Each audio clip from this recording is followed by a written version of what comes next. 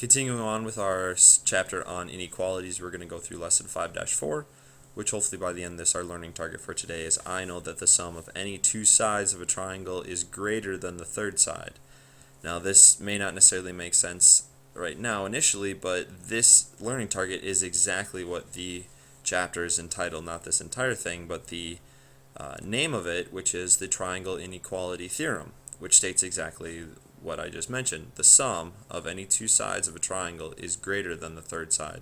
Please make sure you get this down in your notes because, again, this is the title of the chapter, and so all of the problems are going to be based off of this. What this basically is saying is it doesn't necessarily need to be specifically a right triangle or specifically an isosceles triangle. This is any triangle. I know that basically if I pick any two of the sides, they have to be greater than the third.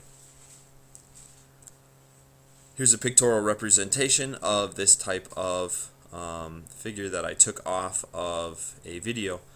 But what it's saying is, okay, so here's one of the lines, or one of the sides of my triangle, and the other two, which as you can see are, if I added the lengths of those two, they would obviously be less than the longest side there. And so what the video or the kind of app allows me to do is I'm able to take this point and I'm able to move it around anywhere on the circle itself. And so if I could try to get it, obviously right now they are disconnected, but if I try to move it so that then it actually does connect it, the furthest it would get would be this point here. Consequently, the other side over here would do the same exact thing and only get to that point, which means that I'd never actually be able to make this a triangle unless the side lengths of the smaller two add up to be something greater than the actual side length of my triangle here.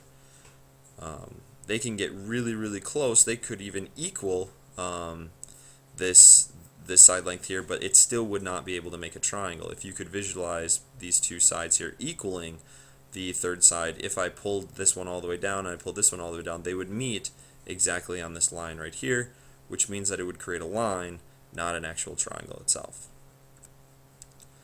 And so with that said, kind of another snapshot that I took off of this video is, again, our triangle inequality put up here, but really we only need to make sure that the sum of the lengths of the two shorter sides is greater than the longest side, because obviously if it's the longest side, it's going to be greater than the other two, which we've learned from the whole greater than parts theorem. But let's just take a look at some practice problems here. So which lengths can form a triangle? So if I look at number 1, I have a length of 3, a length of 4, and a length of 6. And so again, if I just look at the two shorter sides, 3 plus 4, add those together to get 7. Obviously 7 is greater than 6, and so I would be able to say that yes, this would be able to form a triangle. If I take a look at number 2, I have 5, 6, and 11. 5 plus 6, the two shorter sides added together would be equal to 11, which means that, but it has to be greater than that, and so in this case right here it would equal it, which means no, we would not be able to use these lengths to form an actual triangle itself. And 3, number 3 down here, you may not be able to see it, but we have a 2, we have a 3, and we have a 9, and so if I add 2 and 3 together, I get 5, which obviously is not greater than 9, and so again, we would have a no. These would not be able to make a triangle. And so here's a couple practice problems here, just a couple of them to finish up the actual video itself. The length of two sides of an isosceles triangle are 7 and 15. Is it possible to tell the length of the third side? Explain. And so if you're thinking to yourself, okay, so from the clues, I have a length of two sides of an isosceles triangle are 7 and 15. So you should be saying to yourself isosceles. Okay, so that means that two sides are exactly the same. Now before you sit there and say, okay, I know that then it's 7, that the answer is 7, and be able to explain. Well, if I think about it, so if I have 7, 7, and 15, if I take I take the two smaller sides, the two 7s, and add them together, I would get 14. And so I would say, well, 14 is not greater than 15, so is it possible to figure it out?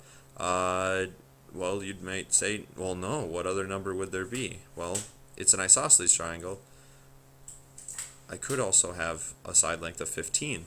And so if I think about it, if I have a side length of 7, a side length of 15, and then another side length of 15, if I add 7 and 15 together, then obviously those would be greater than that third 15.